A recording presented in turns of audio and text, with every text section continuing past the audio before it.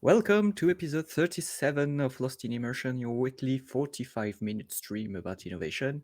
As VR and AR veterans, we will discuss the latest news of the immersive industry. Seb is not with us today. We'll be back next week, hopefully for our Gaussian splatting battle and to see who will be the winner of it. And not this week, but next week, hopefully. So, good morning, good evening, Fabien. And if you want to start, please. Hello. Yeah. Okay. So this week we will talk about a new device that was released a few days ago. It was announced a few days ago, and the orders will start pretty soon. It's the human AI pin, how they call it. So it's a very small device that you can pin on your clothes, and the vocation is for it to be always on, kind of like a replacement for the smartphone, but that will be always on and always kind of like listening to your voice commands, and that you can touch to do some actions, and quite actually a lot of things. So to be honest, I'm a bit skeptic, yeah, about everything that is announced as the feature. So there is a projector in it, so that can project information on the hand, and there is also a depth camera on it, so that can analyze the hand gesture, so pinch and roll and this kind of stuff. Um, Let's go on. So there is a touch screen on the device itself as well. So, swipe, touch, and so on. Um, the As the title of the device says, it's an AI driven device. So you can talk to it, you can ask for instructions about uh, your schedule or your music or your messages. You can ask it to prepare a playlist for you, or to summarize the meetings that you will have that day, for example. Um, so hopefully it works as well as advertised. Um, Okay, so this is what I've just talked about that you can see here. So you can see the results in the projection that is made in the hand. Um, so obviously they know that one of the main concerns that people will have when seeing this kind of device is privacy. So a good part of their website and their communication is actually about privacy. So they explain that you can choose who can reach out to you. Oh, by the way, I didn't mention it, but there is a cellular connection in the device, so it's really like a small smartphone. So yeah, this is like the similar to the priority feature that they are on smartphone. This I mentioned about to summarize something with AI. So it seemed like we had like Hello Siri on iOS. Here it's Catch Me Up for human. Um, okay, playlist I mentioned about. Let's see. There is something else. Um, so the camera also seems to include image recognition, so you can ask for show something to the camera and ask information about it. So here they give an example about this fruit. You can ask him what's the nutrition, how much sugar is there in it. So again, it seems to be amazing. I'm really curious to see the first reviews to know if it actually works as good as advertised. You can write messages, obviously, translation, and picture as well, because there is a camera. So yeah, here is a very so a new type of device, kind of an always on AI assistant slash smartphone that is always connected. Um, Again, I'm really curious to know a few things. So first, if the AI works as good as advertised, then if the battery can hold a charge for like a complete a full day, because on so many features like camera, microphone, processing, that's a lot to be able to run during a day, and it's actually a small form factor. So uh, yeah, that's the two main things that I will look at for the first reviews, and also like the adoption, like is the public really ready for this kind of device, or will it be like a slow adoption that we will see over the years? Um, that's that would be interesting to look at. And just for history, let me share something else. So this is back in 2014, if I'm correct. 2009. 29, sorry. Yeah. Let's have a look at this. So this is a very similar, I will skip ahead. So a very similar intention in the technology. So you will have like using the hands and a projector that will be held on your body, and you could type um, type things with hand recognition.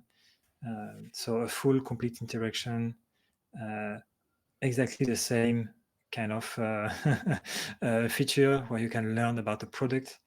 Um, so yeah, it's very interesting to see that a long time ago this kind of user experience was already thought about. Um, but yeah, it's finally coming up. And just to end on this, um, about the pricing. So it starts at $700, and because there is a cell phone uh, feature, so I think it's 24 USD per month or something for the monthly subscription. Um, yeah, so that's it. Very interesting small new device, and I'm very curious to hear what you have to say about it. Yeah, you're right. A lot of questions. I have questions too about this. But first of all, I'm uh, just to answer your question about the adoption. I have a colleague that is actually using ChatGPT with his smartphone in his front pocket, and most of the day he's talking to himself. And in fact, he is using some speech to text and text to speech in his headphones so that he can have a complete conversation with ChatGPT along the day. So when he found out this announcement, he was crazy because he absolutely answered to his need right now of having this AI assistant, this is daily AI assistant. So very funny to see that up there in the world. Some people are waiting for this kind of devices. So yeah, they are clearly answering some requests here. I'm not sure it's a majority of people because to be honest, I guess it's just one third of the global population that knows about AI, and less than 10% that can access it freely or without any too much trouble. So it's a very small niche actually for this kind of user, which I guess explain the price as well of the device. But this is the first thing I would like to bring to the table. Then when we are talking about projection, we know that it's a very tricky. Also, it's a great technology, but it's also very tricky to make it work, especially in broad daylight. We expect this kind of device to work outside. So I don't know what kind of projectors they would like they are intending to use, because when you're projecting in the light, you have to you need a very strong projection power uh, if you want to be able to see something, especially when if you are project if your projection is in your hand for interface purposes. So I'm a bit skeptic about this because we've seen those kind of announcement of very high tech devices like watches and necklaces that were supposedly able to project in daylight, but none of these devices uh, never been released because mostly were just scams, and sometimes people just couldn't figure out the technology to do so. But I guess they should be using some laser projector, but the form factor seems to be very small for them to do so. So not quite sure how those technology can align and propose this kind of um, feature. So very big question mark on this.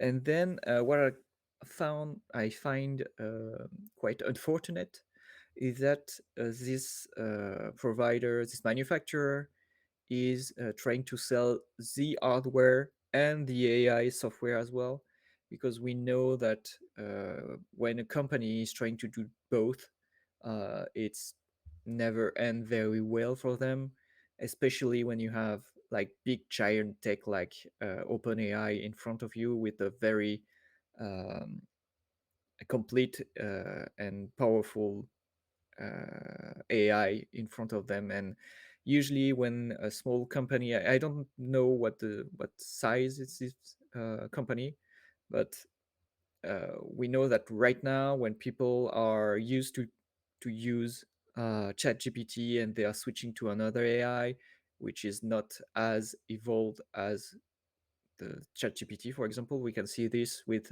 Bard, for example, or the AI from Facebook as well. People are immediately finding out that it's not powerful enough, and they can't do what they were supposed to do, what they were used to with the OpenAI, and they just simply lose interest. So if they are providing the AI with this, it should be very complete. So I see that on your website. So maybe they have partnership apparently, which would be the best way of doing this, I guess, with OpenAI. So if you can plug in your ChatGPT subscription and get the AI from there, I guess this is the best. So maybe you've just answered my question. And finally, you've you've shown us that at some point somebody already s- uh, developed a product that looks like this concept, with a projector and a necklace and the ability to track and take pictures and so on. So my question is, maybe there is a patent on this at some point. So maybe we'll see patent war on this to know if they infringe it or not. So very very interesting to follow this piece of hardware to see what it will be it will become in the upcoming months. Yeah, yeah, it's a very interesting new device. Um, Something I didn't mention. I'm sure that it shows through their website. It's very Apple-like in the Hmm. design, and it's actually founded by two ex-Apple employees, so makes sense. Yeah. The founder seems to have worked on the design of the iPod, iPhone, iPad. So yeah, it looks very. It could have been done by Apple, and actually maybe someday Apple will. I don't know. Release their iPin. I don't know. Um, so Well, yeah, actually that's. from what we've discussed, I guess this kind of AI assistant would be integrated in the Apple Vision Pro. I guess this was Mm, their intent, but yeah. yeah, maybe they'll have a smaller version. Mm, yeah. Um, so yeah, very interested. I think so. It goes live in a couple of days. So I don't know when the orders will be shipped, but really curious to see what it looks like and how people actually can use it. Hmm.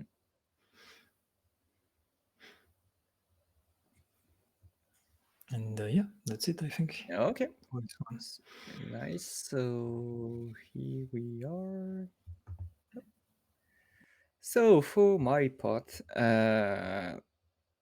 again, I guess we could talk about some tech comeback, but the Apple just announced that you would be able to record 3D spatial video to watch in Apple Vision Pro. So they are continuing to uh, create new tools for you to have this kind of I would call it the volumetric world when everything should be in 3D. So we've talked about their capability to 3D scans and create 3D assets for you to import everywhere. And we've seen this kind of rendering when they announced the Apple Vision Pro, where you could um, relive, maybe this is a good word, but to watch your 3D memories that you've taken with the Apple Vision Pro. And at that time people were kind of a bit shocked because they were seeing somebody wearing wearing a headset at a birthday party, and a lot of people found it kind of weird because you don't why would you wear this kind of device when you're with your family and you're not in the moment. But we know that people are associating VR headsets with VR headsets, and this one is different because you are seeing the real world through through the cameras. But yeah, so this use case with the headset on recording 3D memories is not maybe the best one, but by providing this new update, uh, this new capability for your phones to do so, maybe it will ease the transition between what we are used to do and what will be the future with us wearing this headset on a daily base. So very interesting to see that this is a full comeback of a 3D stereoscopic, and just as you did, I have some old memories to show you, uh, and this is the kind of phone that we could buy in 2011. So there were LG, HTC, Nokia as well. and a lot of big manufacturers, cell phone manufacturers, that were providing these 3D phones. So you were able to capture and to view 3D content on your phones. And obviously, it didn't work out as well as the 3D content on TV, because yeah, the rendering was not as good, and maybe people were not ready yet. But we can see that yeah, Apple just announced 10-year plus technology, and there is nothing new here. It's just that maybe the timing was wrong. Um, Quite the same with VR and a lot of innovative technology.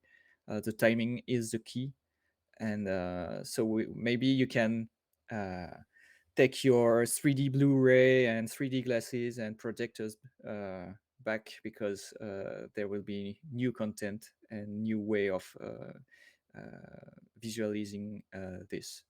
So very interesting. And just I had just one concern is about if you can see the uh, here, if we come back to the iPhone um, spatial video captors. I don't know if this is the real captors that they will be using, but I find the distance between the two captors very, very small, because we know that when you are capturing in 3D, in stereoscopic, you would like to have likely the separation between your eyes. So basically, it's 6.5 centimeters at best. We know that the previous phones were not using this, but the distance between the lenses were bigger than it is right now on the iPhone. So I don't know how they can do this and what the quality of their 3D rendering is. I guess there is a lot of software correction and modification to do so, but at some point you can't create volume that much. So very intrigued to see how it will be working, and what kind of result we can have, and if the 3D is very is real, meaning that you have this um, this required distance between your captors to see a real good 3D stereoscopic rendering.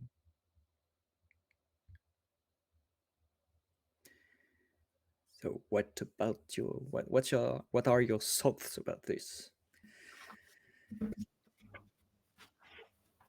Um, yeah, so let's see. In no specific order. Um, the first comment that I have is it seems like the video codec or format that they are using is actually published by Apple. Mhm. So that would mean, in theory, that the video, the file, could be played on other devices than the Apple Vision Pro. So, I mean, that's good Mhm. because, like, having an iPhone plus the Apple Vision Pro, that's kind of costly setup to just watch a 3D video. And then the other comment that I have about actually what you just mentioned, I wonder if in all the videos that I've seen of like the special 3D videos playing in the Apple Vision Pro simulator or the marketing videos from Apple, the movements are very small.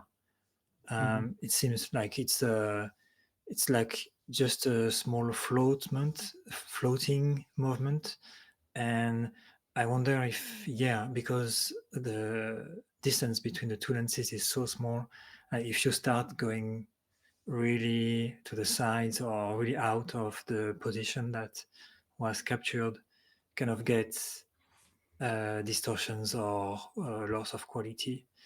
Um, and yeah, and finally, as you mentioned, timing the who is doing it. Apple is always like being very good at pushing new technologies, and how the consumers are ready or not for that.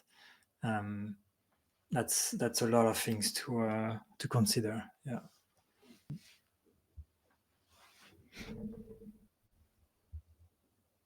So yeah, Yeah, it's well, interesting. yeah, I was just sharing this as well, which was, to my knowledge, the best device to do 3D rendering and 3D capture with, which was Project Tango by Google. So, and you can see the distance between the captors is uh, way higher than it is on the phone. So yeah, we'll see what they will be doing with this. And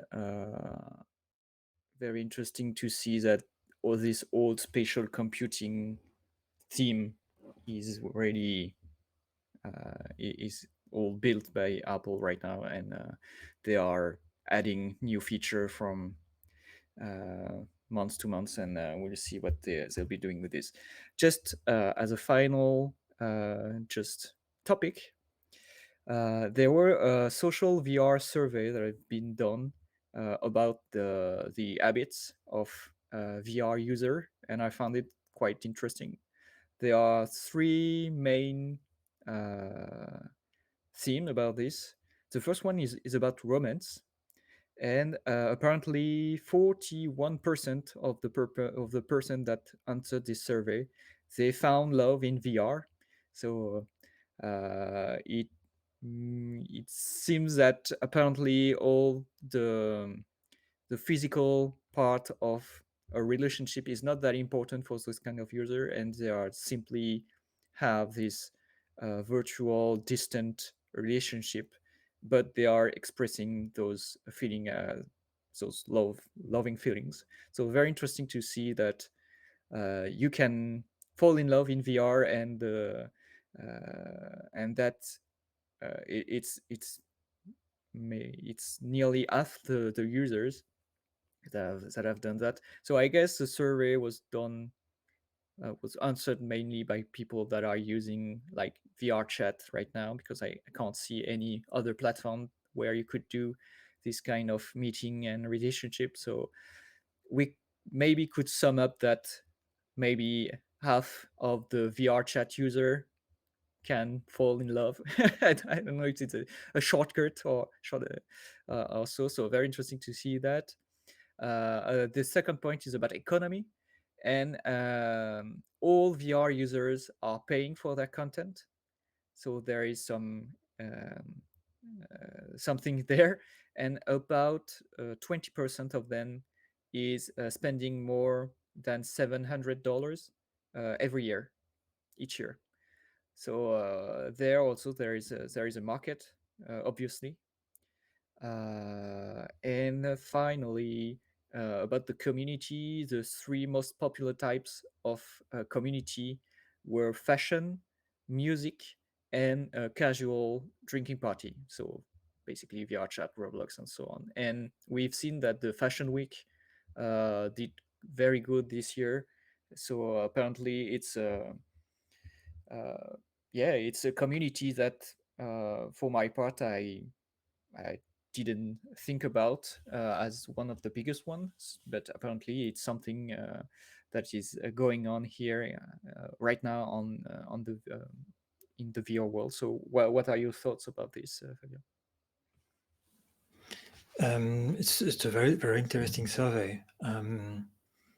For the fashion, yeah, I think it well, in a hindsight bias, it kind of makes sense. Like the fashion went into the hype of NFTs and Web3, and then kind of grew on the Roblox and Decentraland and other platforms.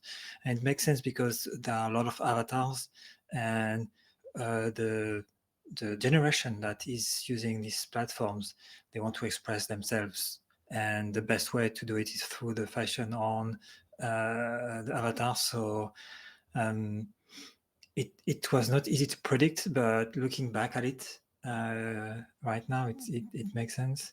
Um, and about finding love on VR chat, or yeah, I think it's very interesting. It's a good story. There was a film that was recorded fully in VR chat.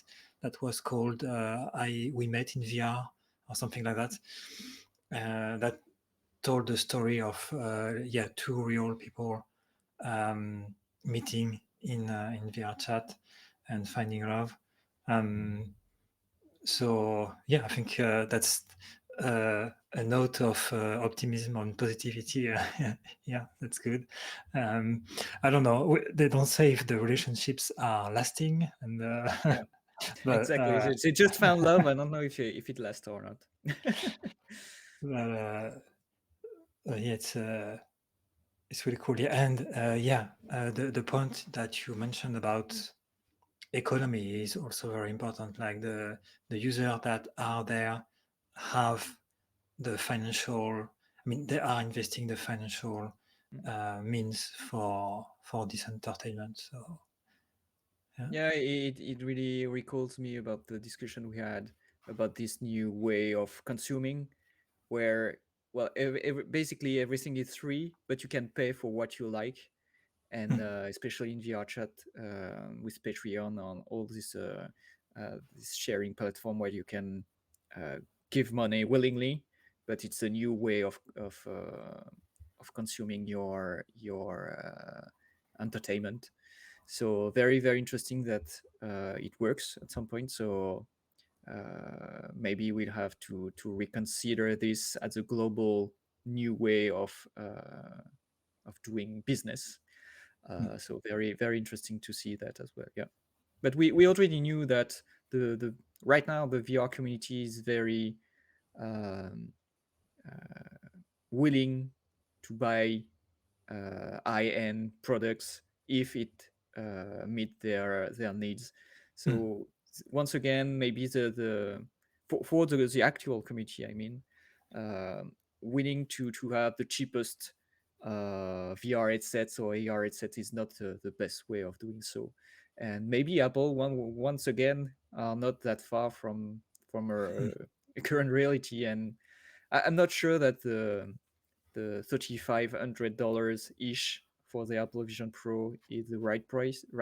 But when they will be releasing it between the 1500 and 2000 price tag, I guess they will be just making having a huge success, because this is at this price tag. The big majority of the VR community is ready to buy this kind of device, mm, yeah, because and we are seeing people buying the Oculus Pro for because there was the eye tracking in it, and the price tag were like around this like 1500.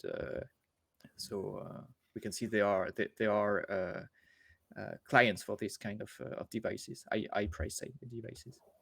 mm, yeah, yeah. And speaking of the next Apple device, there are rumors right now that say it's Project Alaska, I think, if I'm correct, and that will be released in 2026, early 2026, maybe end of 2025. So it's still far away. Mhm. Other companies have time To adjust. to adjust. Yeah, yeah. Okay, great. So anything more to add? No, I think that's it. Yeah. Okay, so it's a wrap up for today. So next week, Seth will be back, and maybe the caution battle will be on. So keep you posted, and we'll see you next week. So Yep. bye, Thanks. Fabien, and Bye. bye.